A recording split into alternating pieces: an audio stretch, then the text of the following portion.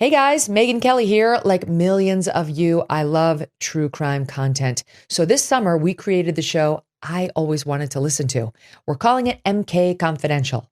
One case per week, 5 episodes, Monday through Friday. New episodes every weeknight. John Benet Ramsey, Chandra Levy, the DC Snipers, Scott Peterson, and some you've likely never heard of before. Search for The Megan Kelly Show wherever you listen to podcasts. You'll find it there.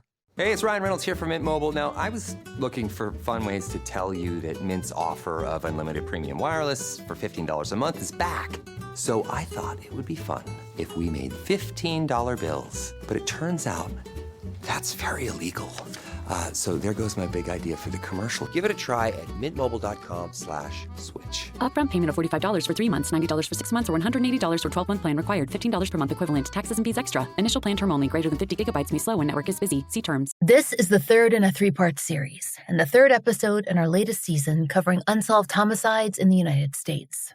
The views, thoughts, and opinions expressed are solely the interviewee's own. All individuals are presumed innocent until proven guilty in a court of law. There's discussion of crime scenes, autopsy, murder, and of drug and alcohol dependency and intimate partner violence in this series.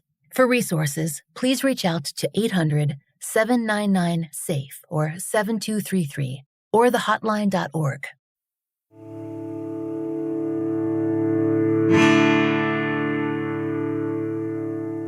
This is The Fall Line. Over the last 2 episodes, we've been telling you the story of Sylvia Lou Dowdell, a mother of 7 from Opelika, Alabama, who was murdered in the spring of 1998. Sylvia spent the last years of her life trying to break away from the father of her 2 youngest children, a man that her family alleges was violent, and who moved her and her children away from her hometown to Tuskegee. By the spring of 1998, Sylvia had left him for good. She was living back in Opelika, working 2 jobs and slowly regaining her footing after years of addiction and upheaval. Then, that May, she went missing. Her body was found a week later under a bridge in Tuskegee, not far from the home she had once shared with that man. She'd been shot several times, and she was left in the water. No one was ever arrested. For years, Sylvia's case drew almost no attention, not from the press, and as far as her family can tell, not much from the people responsible for solving it. The person who has refused to let it stay that way was her daughter, Precious, who was 13 years old when her mother was killed. She spent decades since gathering records, pushing investigators, and trying to make people look closely at what happened to her mother. In the weeks after Sylvia's death, with the family still trying to absorb what had happened, one detail stayed with Precious. The name on the funeral program was not Dowdell, and neither was the name that later went on her headstone. It was the surname of her boyfriend, the one that she'd spent years trying to escape. And it's something that Precious says that she didn't understand at the time, because Sylvia's last name was Dowdell. Later, when she received official documentation in Sylvia's case, her concern regarding that inconsistency only grew. So it was on the death certificate, it was on the tombstone, but it was not on her autopsy report. And when you were a child, you saw that tombstone. What were your thoughts about his last name being used there? It concerned me. It was a worry for me. It took me to a very dark place because I knew that she never married him. Like, she didn't marry him, and I couldn't understand, even as a kid, why is her last name when I had never... Well, why was she carrying her boyfriend's last name? I had never known them to get married. So I knew that it was a red flag for me. Were you able to verify that they never got married? Yes, because I went and I had a talk with my brother's dad. And according to my brother's dad, him and my mom were still married. And I found out through just investigating, that my stepdad was still married himself to a woman. And we talked several times over the phone back in 2020, and she was still married to him. We were unable to find records that indicated that Sylvia had ever divorced her first husband, the one from whom she took the surname Dowdell. As for her boyfriend, while we only have the information that the woman gave Precious to go on, it does seem to indicate that he too was allegedly still married to someone else at the time of Sylvia's death. The question then is obvious. Why would Sylvia's name change on her death certificate, on her tombstone, and on the funeral program, but not on the initial incident report or the autopsy? It was not a name that she used in life, so why would it be used in death? So, do you know who made the decisions about how your mother's name was recorded on her death certificate and on her tombstone? He did. He would come to my aunt's house, which is my mother's sister, and he would have, I saw him ask my aunt to sign this certain paper. I don't remember what it was. I can't tell you what it was, but I do remember him giving her a paper to sign. The paper that her aunt was asked to sign is something Precious has thought about for a long time. But she's come to believe that the name recorded on her mother's death certificate served a purpose, and that reason traces back to something Sylvia told her about before she died, an insurance policy.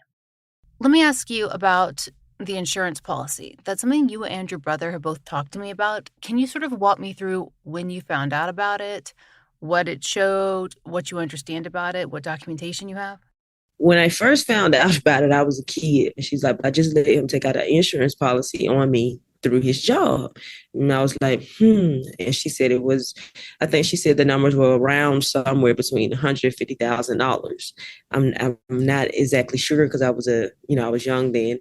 But my mom originally told me about it. And then I remember he bought some papers. Again, he was always bringing papers and pen around. He bought some papers home for my mom to sign, and she signed them. And I'm thinking that, they were for the insurance policy or whatever. How often did you return to thinking about that? For years. I still think about it to this day because it's kind of like, why would she tell me that? Why did she say that? I was like 11 years old when she said that, 11 and a half. Why would she tell me as a kid something about an insurance policy that I really don't even know nothing about? But why would she tell me about it unless she felt fearful for herself?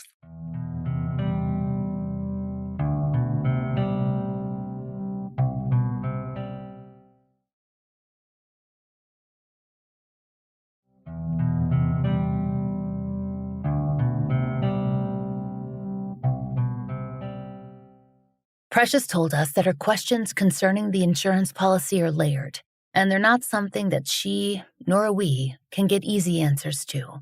Some information simply is not publicly accessible, and it's been nearly 30 years since her mother's death. She's made numerous calls, and she's spoken to a lot of people, including the funeral home that handled Sylvia's service and burial. But no one can explain to her why, precisely, the name change occurred. She has her theories, though, and they relate to how the insurance policy might have been structured. Is your thought that her name is listed improperly because of the insurance policy? And if so, do you have any proof of that? Yes, I think it's listed improperly to be able to coincide with the need of filing the insurance policy. I don't have any proof of that just yet. After all that, the threads still don't connect for Precious. Not completely. And it is possible that there were other reasons that her mother's name was listed that way, an error, or even a kind of tribute. But she can't help but wonder if a name change was made for the paperwork, even if Sylvia had knowledge of and had signed the papers herself. It's not something we were able to answer either, and when we spoke to a few people who worked in life insurance, we were told that it is possible to take out a policy on an adult you are not related to or married to, as long as there is consent and a few other parameters are met. The mystery of the insurance policy is something that both Precious and her brother Steve heard discussed over the years by relatives who they believe received some of those benefits. That's not to say that they believe their direct family members had any responsibility for Sylvia's death. Rather, Steve told us that he felt the money was used as a kind of Band-Aid to smooth over questions that people might have had. How did y'all find out about the insurance policy, your family? I found out because, I want to say, a year later, my oldest brother told me that he said he wanted to give me $5,000 so I had some money when I got out. The boyfriend? The boyfriend. I never had no kind of contact with him. He didn't write me. He didn't come see me. Considering the physical altercation that Steve had with his mother's boyfriend, the one that occurred before he went to prison, he cannot make any sense of this offer. And again, these are not facts that we can verify outside of the family's stories, so they must be treated as opinion. It's worth mentioning, though, that Precious remembers her aunt, her mother's sister, allegedly receiving some portion of that money as well. As she's passed away, there's nothing we can do to further verify that. There is a lot of information Precious wishes she could have accessed at the time that her mother passed away, but it would be a few more years before she could actively pursue anything on her own. Not only was she a child, but the digital resources that we take for granted today, they were not available in 1998 or the early 2000s. When she began to seek out information as an older teen, it was something that she had to do in person. I became more aware of an investigation when I was 16 years old, and I had my then boyfriend to drive me to Macon County and take me to the sheriff department. And I talked to Sheriff Warren and Detective Creighton at the time. And basically, Detective Creighton told me the type of lifestyle that my mama lived. He made her seem like a crackhead, and that ain't what she was. You know how many people on drugs, they go to work every single day and they live good lives and they definitely do cocaine? He made her seem to me like she was the type of woman that was standing beside a stop sign. She was not. Her pants were pulled halfway down to the knees to give a perception that was not true. He said the only person that he could say didn't kill my mama was her sister. That remark stayed with Precious. No clear suspect was ever presented to her, which can be the case in a very active investigation, too. But she also says that she was never given much sense of where the investigation was headed. In her recollection, that was how things tended to go with the county. She'd come with questions and leave without a sense of leads that were being pursued. Precious and Steve told us that Sylvia's children were not interviewed by law enforcement. Precious's biological father was, though, and he told us that he believes he was considered as a potential suspect, which would make sense, considering that authorities would look at any man Sylvia was closely linked with. However, he was apparently eventually cleared. He told us that he was unable to gather any more information regarding the investigation after his personal interviews. The last day he saw Sylvia was May 3rd. He reportedly drove her to work that day, and they didn't speak again. She went missing very soon after. Eventually, Precious says that she ceased taking her questions to the county officials. That left her with outreach to other members of the state's legal system. As a teenager, with no lawyer and no one guiding her, and with only early 2000s internet access, she worked out how to reach Alabama officials and to request her mother's autopsy report. And it was handed over to her directly. That report would become the center of her work for the next 2 decades. But Precious told us that having the report and fully understanding the report, they were not the same thing. It was clinical and it was dense and packed with terminology that any civilian would need research to absorb. Precious said that she read it again and again over the years, each time bringing a little more knowledge and context to her analysis. That took time. She had a child at 17, and she had to work to support them both and to put herself through school. But that education, it was key in helping her to parse the incident report and the autopsy. So I'm a kid, I don't know a lot, but at 13, I started investigating it. And the older that I got, and I went to college when I was 28, graduated when I was 32. So over the years, as I read my mother's autopsy report, I read it with more enlightenment. The more education I got, the more enlightened I was when I read it. Precious went on to get a master's degree too, and she applied the scholarly research skills she'd gained to her study of Sylvia's case. One thing she noticed was how much evidence seemed to have been available at the time her mother was murdered. Clothing that could be tested, people who could be interviewed, bullets and casings that might be analyzed, and previous domestic violence calls that could have been revisited. She's always wondered whether her mother's boyfriend's connections in Tuskegee might have affected the willingness of the community to actively participate in this investigation. It is my belief that he is connected to some pretty prominent people in the town. You know, family, friends wise. Everybody went to school together. It's a real close-knit community. I have not had a good run with them. It seems to me it's like almost like cracking an egg that you really can't crack.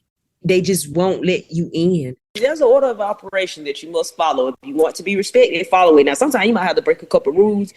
Don't bend the rules. You're going to break it if you got to break it. I went to Macon County, so what I did was I jumped over them and went to the state of Alabama and just filed for the autopsy report when I was 18 years old, and I got it.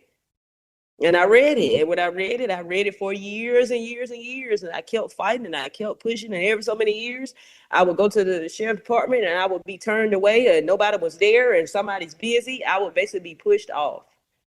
So I kept working on it, and then one day, as I got older, I went to the state of Alabama again. I went to Steve Marshall's office, and then I went to Aaliyah, and then that's when Macon County started trying to move like a little bit more than what they were moving. That's when it ended up on the news. The news people got it. Can you talk to me about what happened in 2020? Well, in 2020, I was fed up with it. Coronavirus hit, schools closed. I sat at the kitchen table with a highlighter and a red pen and an autopsy report, and I read through it and combed through it.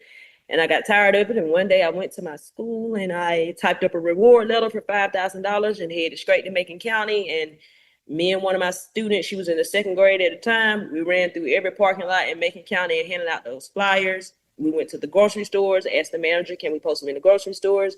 I went to the Macon County courthouse and put the flyer on the windshield of every car that I saw with a blue state tag, which would be a state tag or, municipal court worker tag.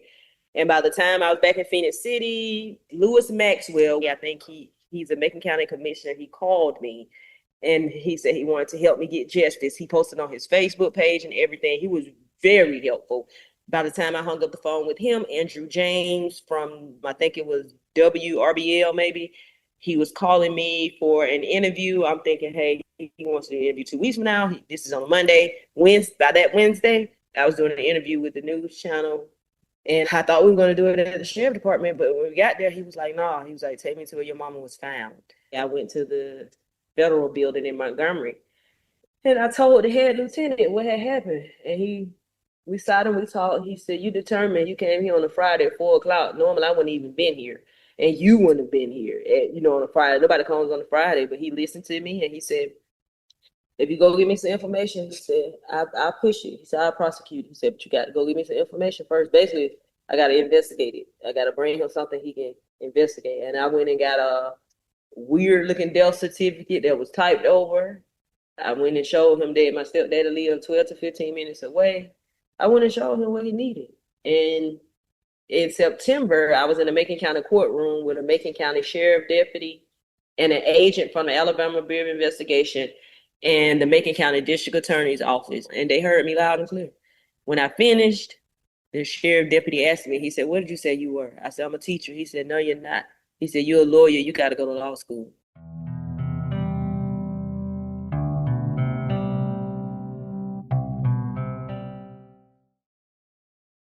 Cozy season is ahead, and you'll be spending way more time inside. Is your home ready? Don't worry. With Wayfair, you can upgrade your space without breaking the bank. Score up to 70% off during their Labor Day clearance on furniture, area rugs, mattresses, and more. Plus, surprise flash deals you can't miss. Whether it's one room or the whole house, Wayfair has pieces for every style and budget. Shop Wayfair's Labor Day clearance now through September 7th at wayfair.com. Wayfair, every style, every home.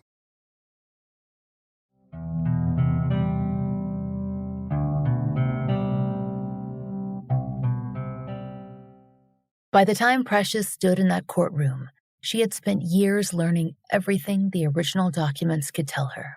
But paperwork can only take you so far. The physical evidence collected back in 1998 is what might still hold answers, especially today. Forensic science has advanced enormously in the decades since Sylvia was killed, and material that could not be fully analyzed then can sometimes reveal something today. So, one of the biggest questions Precious asked was a simple one. Can any of it be examined again? The trouble is what she found out when she went looking for that answer. To her understanding, the evidence in her mother's case has been lost or misplaced. I pushed for the evidence so hard in 2020. They're still looking for it. They said they can't find her clothes. Surely you vacuum seal that bag and put her clothes in it. She's a homicide victim. And 20 years ago, back then, 22 years ago was yesterday. So where are her clothes? So that was a discrepancy between whether they were at the state of Alabama, at the forensic office in Montgomery, or were they returned to Macon County. Macon County, I mean, Montgomery saying we sent them back to y'all. Macon County is saying we can't find them. Still, the loss of physical evidence does not erase everything. The paperwork from 1998 and 1999 still survives, and Precious has some of it. It holds details that could still give an investigator somewhere to begin. One of them has to do with the bullet recovered from Sylvia. We described it in our last episode. It was a .30 caliber round, and when the lab examined it, they concluded that it was consistent with having been fired from a specific type of weapon, a U.S. military M1 carbine, a rifle that dates back to the Second World War. That seems like a distinctive piece of information, and perhaps is the kind of detail a fresh set of eyes could build on. We reached out to the Macon County Sheriff's Office for comment on the current status of the case and of the evidence. We did not receive a response, so we can't give you their view of the initial investigation in 1998 or where it stands today. As Precious said, she presented the case to representatives from the Attorney General's office, but to our knowledge, its specialized cold case unit has not formally taken on Sylvia's homicide. That's the step that Precious would like to see next, much like the family of Eric Nellums, whose Alabama cold case we covered in season 24. His murder in Phoenix City has been cold even longer than Sylvia's homicide in Tuskegee, and both families feel that their loved ones' cases would benefit from fresh investigation from the AG. Eric's family has even begun a petition that asks for that formal oversight, and Precious says that she's planning on connecting with them and following the same course of action. As for Precious's older brother Steve, he spent 20 years in prison, and he told us that his inability to be directly involved in his mother's life while she was in crisis has haunted him. Now he wants to see her murderer found and prosecuted. Although he now lives out of state, he traveled to Alabama to support Precious as she presented her case to officials. It's just, we want justice, and we dead serious about getting justice. But it was a judge, a DA, a couple more investigators, and it was me, Precious, and one more of our sister. And we was in the courtroom, and they talked to me, Precious, and my other sister individually. And then Precious gave her presentation on everything that happened. And here it is, 6 years later. It's time to go to the next level. That meeting, and then the subsequent news coverage in 2020, gave Steve some hope. That it's been 6 years since then is frustrating, but he also thinks that the pressure they are applying now, especially through speaking with his podcast and planning new social media-focused campaigns, will help. Right now, I can say we probably would get a little justice. And what makes you feel that way? People looking into it now. As for Precious, everything she hopes for depends on something that she doesn't have. And it's not another document. It's people. She believes that in Tuskegee, a place small enough that word tends to travel, there are those who know something about her mother's death and who have never come forward.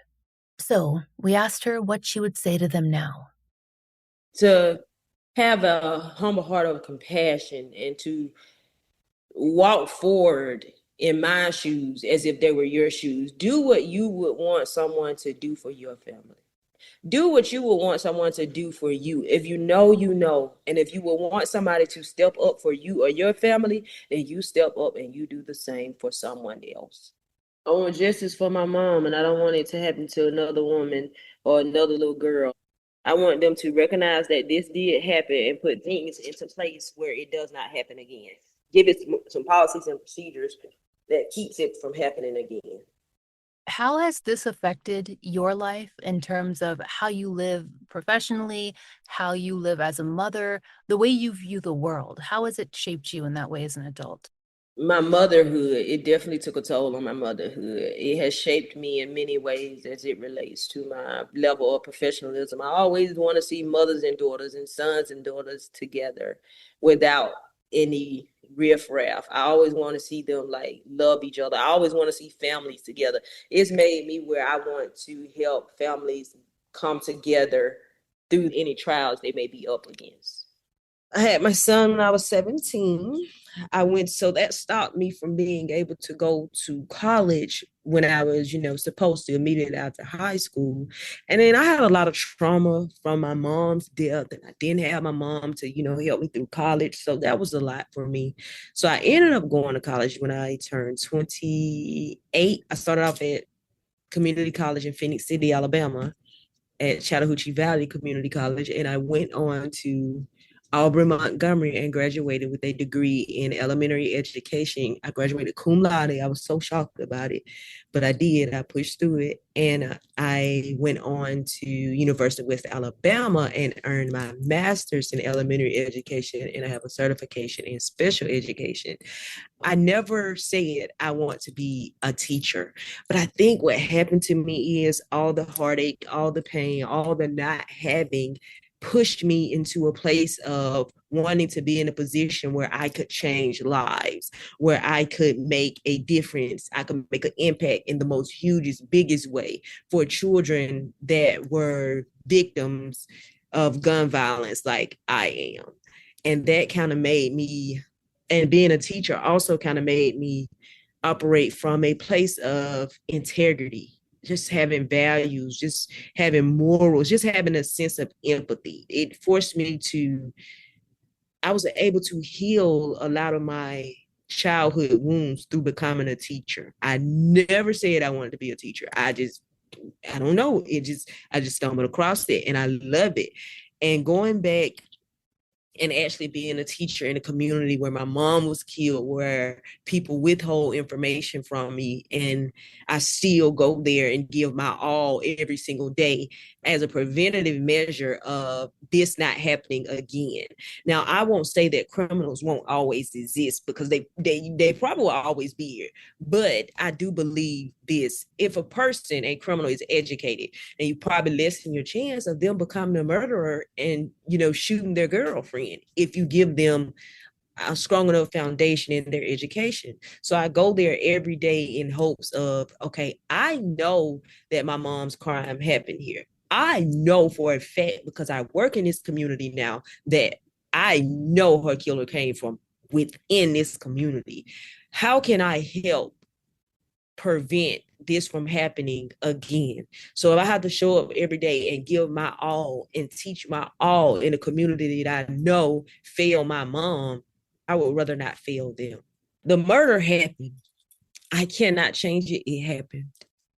Having integrity for the victims and the victims' family, that is the biggest thing for me in, working on my mom's case. And prevention. How do we prevent this type of thing from happening again? And how do we prevent people from being unethical during these trying times? By the spring of 1998, Sylvia Dowdell was working hard to rebuild her life. At 38, she was out of a dangerous relationship and had gotten 2 jobs and a place of her own, and was preparing to welcome her children home. But she never got that chance. And now, more than 25 years have passed with no charges in her case. But someone in Macon County knows what happened on County Road 22. In a place that small, there are people who saw something, who heard something, or who were told something. Sylvia's family has spent decades waiting for one of them to come forward. It's been long enough. It's time for someone to answer for her death. If you lived in or around Tuskegee or Opelika in 1998, and something you heard then or since has stayed with you, now is the time to say it. However small it might seem, it could still matter. And if you have nothing to share but her story, that will make a huge difference. Send it to anyone you know in Alabama or in the Southeast. The person holding the answers might be closer than any of us think. Anyone with information regarding Sylvia's murder is encouraged to contact the Macon County Sheriff's Office at 334-724-0669. Her family is offering a $5,000 reward in her case. Next time on The Fall Line, we begin our coverage of an unsolved Michigan homicide and the effects that a family and a community have felt since the 2015 murder of Laverne Chubb. One more thing before we sign off. I want to tell you about AdvocacyCon, which is happening September 11th through September 13th, 2026 at the Albuquerque Convention Center, with virtual attendance available for anyone who can't travel. This is a crime conference built around advocacy, not entertainment. It brings together families of the missing and the murdered, victims advocates, investigators, and content creators for 3 days of education and real case support. And families can set up free exhibit tables to share their loved one's story at no cost. Registration is open now at advocacycon.com, and if you can't attend, you can still help by donating to a family scholarship through the Impact Advocacy Foundation or sharing AdvocacyCon's wish list to cover in-kind needs for the event and the families it serves. If you know of a case that should be covered on the Fall Line, there's a link to our case submission form in the show notes. Thank you for listening. The Fall Line is an independent podcast, and we appreciate listener support. It allows us to do research, obtain FOIA, pay our content advisors, and support and donate to the causes we care about. Our therapy fund is paid for through Patreon and Apple Premium subscriptions. If you try out the products we advertise, please use our sponsor codes. It really helps. And please take a moment to rate and review our show in your podcast app of choice. If you listen on Apple Podcast, please be sure to check your subscriptions to make sure you're set for automatic downloads so you don't miss an episode. My book, Lay Them to Rest, is out everywhere. Find out more through the link in our show notes. The Fall Line is written, hosted, and researched by Laura Norton. Interviews by Laura Norton and Brooke Hargrove. Engineered by Southern Gothic Media and Rachel Boyd. Content advisement by Vic Kennedy. Special thanks to Liz Lipka.